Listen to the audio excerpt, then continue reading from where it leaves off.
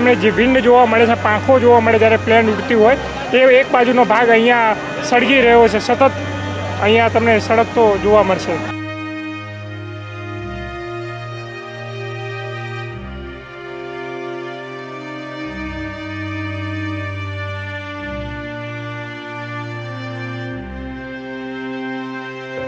ત્યાં કોઈ લાશો ડેટાયેલી હોય તો એને બહાર કાઢવાનો પ્રયાસ, મૃતદેહોને બહાર કાઢવાનો પ્રયાસ થઈ રહ્યો છે.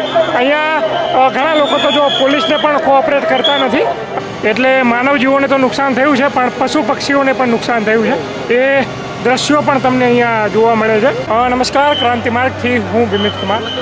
સાથીઓ, તમે જોઈ શકો છો કે અમદાવાદના મેઘાણીનગર વિસ્તારની અંદર જે પ્લેન ક્રેશ થયું છે, અમદાવાદથી જે દિલ્હી જવાનું હતું તે, અને તમે જોઈ શકો છો કે એની અંદર 242 જેટલા પ્રવાસીઓ હતા.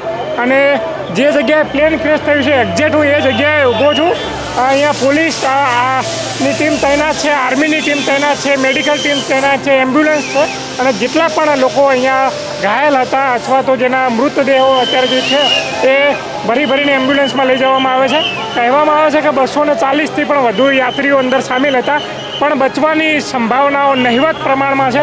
કારણ કે તમે અહીંયા જે મંજર જોઈ શકો છો એ અમારા કેમેરામેન બતાવવાનો પ્રયાસ કરશે કે કેટલા ભયાનક દ્રશ્યો છે. કે આ ઝાડ પણ, આજુબાજુના જે ઝાડ પણ એ પણ બળી ગયા છે, અને સામે જે બિલ્ડિંગ છે એ પણ ક્યાંક બળીને ખાખ થતી તમને જોવા મળે છે.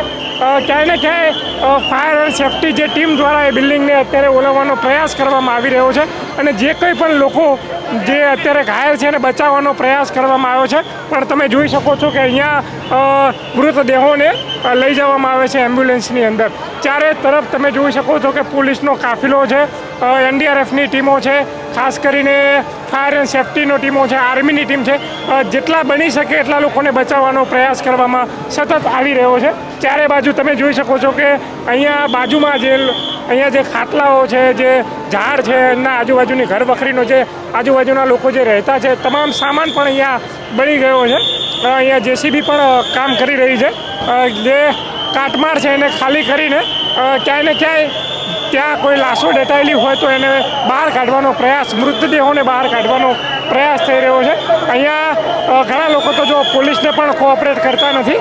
તે આ જે બિલ્ડિંગ કેમેરામેન બતાવશે, આ બિલ્ડિંગની અંદર પણ કહેવામાં આવે છે કે જે મેડિકલ ફિલ્ડની અંદર કામ કરતા જે વિદ્યાર્થીઓ હતા એ રહેતા હતા, PG તરીકે રહેતા હતા. એ પણ તમે જોઈ શકો છો ક્યાંય ને ક્યાંય એ પણ ગંભીર રીતે ઘાયલ હોય, અને એ પણ ક્યાંય ને ક્યાંય એમના પણ મૃતદેહો આની અંદર સામેલ હોય એવી પણ શક્યતાઓ અહીંયા સેવાઈ રહી છે. અહીંયા લોકો દૂર દૂરથી અહીંયા જોવા માટે પણ આવે છે, અને ખાસ કરીને અહીંના સ્થાનિક લોકોથી લઈને NDRFની ટીમથી લઈને આર્મીથી લઈને પોલીસથી લઈને જે કંઈ ફાયર એન્ડ સેફ્ટી તમામ લોકો જીવ બચાવવાનો પ્રયાસ કરી રહ્યા છે, મરણીયો પ્રયાસ કરી રહ્યા છે. અને આખો તમે ચારે બાજુ જે મંજર જોઈ શકો છો કે કેવી રીતે જે ફાયર એન્ડ સેફ્ટી ટીમ દ્વારા આ જે પ્લેનનો મલબો છે એને શાંત કરવાનો પ્રયાસ કરવામાં આવી રહ્યો. સાથીઓ, તમે જોઈ શકો છો કે એક્ઝેક્ટ મારી પાછળ જે પ્લેન ક્રેશ થયું હતું એ પ્લેનનો મલબો હજુ અહીંયા પડ્યો છે, અને ક્યાંય ને ક્યાંય એને ઓલવવાનો પ્રયાસ કરવામાં આવી રહ્યો છે. ફાયર એન્ડ સેફ્ટી ટીમ દ્વારા તે પાણીની બોસાર કરીને ક્યાંય ને ક્યાંય એ મલબાને શાંત કરવાનો, એને ઓલવવાનો પ્રયાસ કરવામાં આવી રહ્યો છે. તમે જોઈ શકો છો કે જે બિલ્ડિંગ સાથે આ પ્લેન દુર્ઘટનાથી ક્રેશ થયું હતું એ બિલ્ડિંગની કેવી હાલત થઈ ગઈ છે. ક્યાંય ને ક્યાંય આજુબાજુના જે ઝાડ હતા એ પણ બળી ગયા છે, ખાખ થઈ ગયા છે. બિલ્ડિંગ પણ જાણે બળીને ખાખ થઈ ગઈ હોય એવી રીતે જ્યારે કાળું ડામર લાગ્યું એવી હાલત બિલ્ડિંગની થઈ ગઈ છે. ચારે બાજુ તમે જોઈ શકો છો કે ધુમાડાઓ અહીંયા ઉડી રહ્યા છે. સાથીઓ, તમે જોઈ શકો છો કે અહીંયા બાજુમાં પડેલું સ્કૂટર પણ સળગી ગયું છે. એ હદે અહીંયા પ્લેન ક્રેશનો જે બ્લાસ્ટ થયો એ બાદ તમને દ્રશ્યો જોવા મળે છે. આ જે પ્લેનનું જે વિન્ડવાળો ભાગ હોય છે એ પણ તમે જોઈ શકો છો કે અહીંયા એ તમને નજરે પડે છે કે કેવી રીતે પ્લેન ક્રેશ થયું. અચ્છા, આ શેનું સિલિન્ડર છે? અચ્છા, પ્લેનના વિન્ડથી આનું બાઇકનું જે કંઈ ગાડી છે એનું સિલિન્ડર પણ કપાઈ ગયું છે. અમે દ્રશ્યો બતાવીએ છીએ કે ઓહો, આ કબૂતર જો બળીને ખાખ થઈ ગયું, પણ હજુ એની અંદર જીવ છે. પણ આ જે બાળકો છે કબૂતરને બચાવવાનો પ્રયાસ કરે છે. એટલે માનવ જીવોને તો નુકસાન થયું છે, પણ પશુ પક્ષીઓને પણ નુકસાન થયું છે. એ દ્રશ્યો પણ તમને અહીંયા જોવા મળે છે કે કબૂતર પણ અહીંયા તમે જુઓ કે એની પાંખો બળી ગઈ છે, પણ તેમ છતાંય હજુ એની અંદર જીવ છે. તો આંખો ને પાંખો તમામ બળી ગયું છે, પણ હજુ એની અંદર જીવ છે. તો આ બાળકો એને બચાવવાનો પ્રયાસ કરે છે અને બીજા કબૂતરો તો મરી ગયા છે. એટલે આજુબાજુ જે માળાઓ હતા કબૂતરોના માળાઓ એ પણ અહીંયા નષ્ટ થઈ ગયા છે. અને સાથે સાથે તમે જોઈ શકો કે આ બિલ્ડિંગ કે જેની અંદર જેની અડોઅડ આ પ્લેન ક્રેશ થયું છે એ પણ તમે દ્રશ્યોની અંદર જોઈ શકો છો કે કેવી હાલત થઈ ગઈ છે. આ બિલ્ડિંગ અત્યારે તમે જુઓ કે ધુમાડાઓથી કાળી ડામર જેવી આ બિલ્ડિંગો થઈ ગઈ છે અને એની અંદરથી આ જે ધુમાડાઓ છે એ નીકળી રહ્યા છે.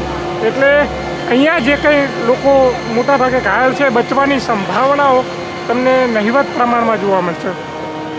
સાથીઓ તમે જોઈ શકો છો કે સામેની બિલ્ડિંગની અંદર પ્લેન ક્રેશ થયું હતું અને એક્ઝેક્ટ એની આગ એટલી વિકરાળ હતી કે અહીંયા જે કોઈ પણ સાધનો પાર્ક કરવામાં આવ્યા હતા તમે જોઈ શકો છો, કેમેરામેન બતાવશે કે ત્યાં આગળ એક આખું મોટરસાઇકલ સળગી ગયું છે એની આગથી.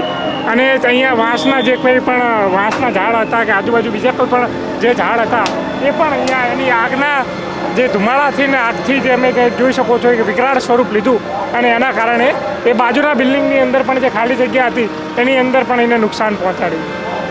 અને કેમેરામેન હજુ અહીંયા બતાવવાનો પ્રયાસ કરશે.